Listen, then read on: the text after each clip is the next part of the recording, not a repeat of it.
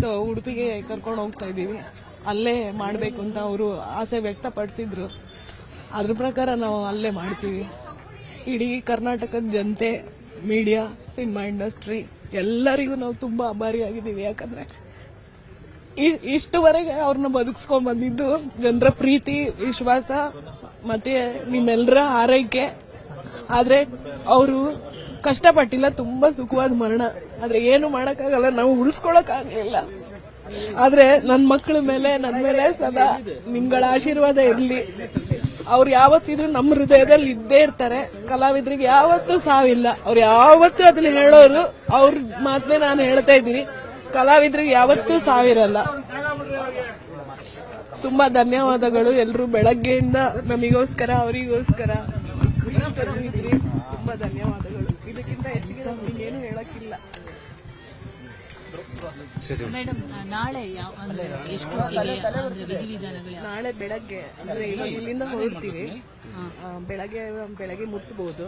ಬೆಳಗ್ಗೆ ಒಂದು ಅಲ್ಲೆಲ್ಲ ಇದು ಮಾಡಿ, ಏನು ಪೂಜೆ ಇದೆಲ್ಲ ಮಾಡಿ, ಅವ್ರ ತಾಯಿಯವರಿದ್ದಾರೆ. ಇವಾಗ ಅವ್ರನ್ನ ಹೆಂಗ್ ಫೇಸ್ ಮಾಡೋದು ಅಂತ ನಮಗ್ ಗೊತ್ತಿಲ್ಲ. ಅವ್ರ ತಾಯಿಗೆ ವಯಸ್ಸಾಗಿದೆ. ದೇವ್ರು ಈ ತರ ಕಷ್ಟ ಮಾತ್ರ ಯಾರಿಗೂ ಕೊಡಬಾರ್ದು. ಬೆಳಗ್ಗೆ 8 ಗಂಟೆ ಹಾಗೆ ಉಡುಪಿಲಿ ಸೇರ್ತೀವಿ. ಸೊ 8 ಗಂಟೆ ನಂತರ ಉಡುಪಿಲಿ ಕಾರ್ಯಕ್ರಮನ ಮುಂದುವರಿಸ್ತೀವಿ ಸರ್.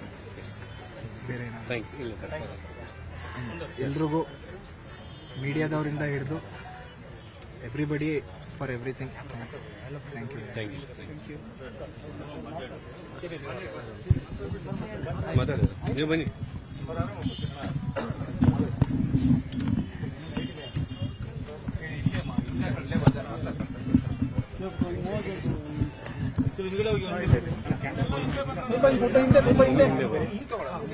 ಸ್ವಲ್ಪ ಹಿಂದೆ ಹೋಗಿ.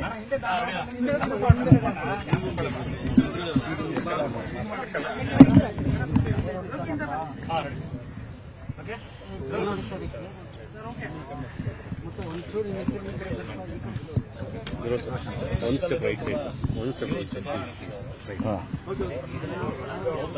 ಇಲ್ಲ, ಹರೀಶ್ ಅಣ್ಣ ನನಗೆ ಹಿಂಗೆ ಪರಿಚಯ ಅಂತ ನಮಗೆಲ್ರಿಗೂ ಹೇಳಿದ್ದೀನಿ. ನಮ್ಮ ಅಣ್ಣನ ಸ್ನೇಹಿತರು, ನಮ್ಮ ಅಣ್ಣನ ಫ್ರೆಂಡು. ಅಣ್ಣ ತುಂಬ ಸ್ಟ್ರಾಂಗು. ಕೊನೆವರೆಗೂ ಫೈಟ್ ಮಾಡಿದ್ರು. ವಿಲ್ ಪವರ್ ತುಂಬ ಚೆನ್ನಾಗಿತ್ತು. ನಮಗೇನೆ ಹೇಳೋರು, ಇಲ್ಲ ನಾನು ತಿರ್ಗಾ ವಾಪಸ್ ಬರ್ತೀನಿ, ಅಲ್ಲಿ ಕಮ್ ಬ್ಯಾಕ್ ಅನ್ನೋ ಸ್ಟೇಟ್ಮೆಂಟೇ ಯಾವಾಗಲೂ ಅವ್ರ ಬಾಯಲ್ಲಿ ಕೇಳ್ತಾ ಇದ್ದು. ಯಾವಾಗಲೂ ಪಾಸಿಟಿವ್ ಆಗಿ ಇರೋರು. ಲಾಸ್ಟ್ ಮೂಮೆಂಟ್ವರೆಗೂ ನಿನ್ನೆ ಎಲ್ಲ ಸೈನ್ ಮಾಡಿದ್ದು, ನಿನ್ನೆವರೆಗೂ ಫಾಲೋ ಅಪ್ ಮಾಡಿದ್ವಿ. ಬಟ್ ಏನು ಹೇಳ್ತಾರಲ್ಲ, ಹಣೆ ಬರೋಕ್ಕೆ ಹೊಣೆ ಯಾರು ಅಂತ. ಸೊ ವಿಧಿ ಆಟ ಅಷ್ಟೇ ಇದ್ದಿತ್ತು. ಇನ್ನೇನು ಒಂದು 12-13 ದಿವಸ ಆದಮೇಲೆ ಪಿತೃಲೋಕದಿಂದ ಅವರ ಹಿರಿಕರೆಲ್ಲ ಬಂದು ಅವ್ರನ್ನ ಕರ್ಕೊಂಡು ಹೋಗ್ತಾರೆ. ಕರ್ನಾಟಕ ಜನ ನಿಜವಾಗ್ಲೂ ಅವ್ರು ಇರೋವರೆಗೂ ತುಂಬಾ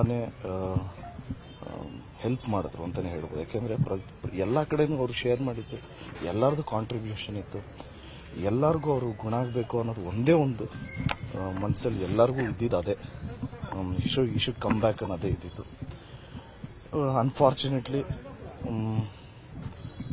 ಇವಾಗ ನಾವು ಎಲ್ಲರೂ ಈ ಸ್ಥಿತಿಯಲ್ಲಿದ್ದೀವಿ.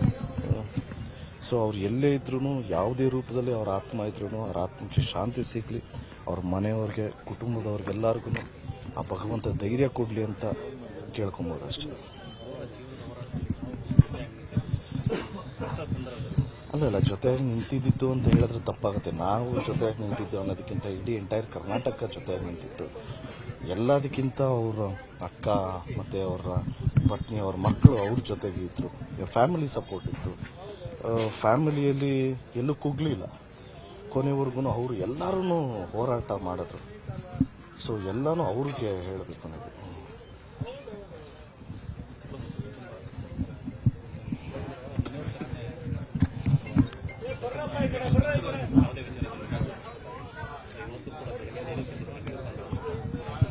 ಇಲ್ಲ, ಏನು ತಿಂದಿರಲಿಲ್ಲ ಅಂದರೆ ನಮಗೆ ಗೊತ್ತು. ಸೂತ್ಕದ ಮನೆ ಹೆಂಗಿರುತ್ತೆ ಅನ್ನೋದು, ಆ ಗಾಯ ನನಗಿನ್ನೂ ಆರಿಲ್ಲ. ಸೊ ನನಗೆ ತುಂಬ ಚೆನ್ನಾಗಿ ಗೊತ್ತು. ಸೊ ಏನು ಬೇಸಿಕ್ ಏನು ಬೇಕು ಅನ್ನೋದು ಸ್ವಲ್ಪ ಗೊತ್ತಿರೋದ್ರಿಂದ ಇದು ನಡೀತಷ್ಟೇ. ಸೊ ಇನ್ನು ನಾಳೆ ಎಲ್ಲ ಒಂದು 12-13 ಅವರ್ ಟ್ರಾವೆಲ್ ಮಾಡಬೇಕು. ಉಡುಪಿಯಲ್ಲಿ ಅಂತ್ಯ ಸಂಸ್ಕಾರ ಮಾಡ್ತಾ ಇರೋದು. ಸೊ ಅದಕ್ಕೆ ಎನರ್ಜಿ ಬೇಕಲ್ಲ, ಮತ್ತು BP ಲೋ ಆಗುತ್ತೆ ಅಫ್ಕೋರ್ಸ್. ಸೊ ಎಲ್ಲದಕ್ಕೂ ಒಂದು ಒಳ್ಳೇದಾಗಲಿ ಅಂತ ಅಷ್ಟೇ. ಭಗವಂತ ಯಾರೇ ಇದ್ರೂ ಎಲ್ಲರಿಗೂ ಒಳ್ಳೇದು ಮಾಡಲಿ ಅಂತ ಕೇಳ್ತೀನಿ. Thank you so much. ಜೈ ಶ್ರೀರಾಮ್. ಒಂದು ಹರೀಶ್ ರೈ ಅವರು ಹೇಗಂದ್ರೆ ನೋವು ಕಣ್ಣು ಮುಂದೆ ಕಾಣ್ತಾ ಇತ್ತು. ಒಬ್ಬ ಮನುಷ್ಯನಿಗೆ ಸಾವು ಅಂತ ಗೊತ್ತಾಗತ್ತೆ, ಕೆಲವರು ಗೊತ್ತಾಗೋದಿಲ್ಲ. ಸಾವು ಅಂತ ಕಣ್ಮುಂದೆ ಬಂದಾಗ ಒಂದೊಂದು ಕ್ಷಣ ಹೆಂಡತಿ, ಮಕ್ಕಳು, ತಾಯಿ ಎಲ್ಲವೂ ಕಣ್ಮುಂದೆ ಕಾಣ್ತಾ ಇತ್ತು. ಬಿಟ್ಟು ಹೋದ್ರೆ ಹೇಗೆ ಜೀವನ ಮಾಡ್ತಾರೆ, ನಾನಿಲ್ಲ ಅಂದ್ರೆ ಹೇಗೆ, ಅಷ್ಟು ನೋವು ತಿಂದ್ರು.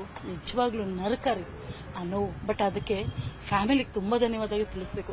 ಒಂದೊಂದು ಕ್ಷಣನೂ ಅವ್ರ ಹೆಂಡತಿ ಅವ್ರ ಜೊತೆಲಿ ಇಟ್ಕೊಂಡು ಏನ್ ಬೇಕು ಏನ್ ಬೇಡ ಒಂದೊಂದು ಕ್ಷಣನೂ ನಾವಿದೀವಿ. ಮನೆಗೆ ಬಂದಾಗ್ಲೂ ಅಷ್ಟೇ ಅವತ್ತು ತುಂಬ ಸುಸ್ತು, ಕಣ್ಣೆಲ್ಲ ಮಂಜಾಗ್ತಾ ಇತ್ತು ಅವತ್ತು. ಹೆಂಗೆ ಅಂದ್ರೆ ಯಾರಿಗೂ ಬೇಡ ರೀ ಆ ನರಕ. ನಿಜವಾಗ್ಲೂ ಅವ್ರ ಆತ್ಮಕ್ಕೆ ಶಾಂತಿ ಸಿಗಲಿ. ಮತ್ತೆ ಅವ್ರ ಮಕ್ಕಳ ಜೊತೆಗೆ ಅವ್ರ ತಂದೆ ಯಾವಾಗಲೂ ಬೆನ್ನಿಂದೆ ನಿಂತಿರ್ಲಿ ಅಂತ ನಾನು ಹಾರೈಸ್ತೀನಿ. ಆ ತಾಯಿಗೆ ತಡ್ಕೊಳ್ಳೋ ಶಕ್ತಿ ಕೊಡಲಿ ಆ ಮಕ್ಕಳಿಗೆಲ್ಲ ಅಂತ ನಾನು ಕೇಳ್ಕೊಳ್ತೀನಿ. ನಿಜವಾಗ್ಲೂ ಅವ್ರ ಕುಟುಂಬಕ್ಕೊಳಗಾಗಲಿ.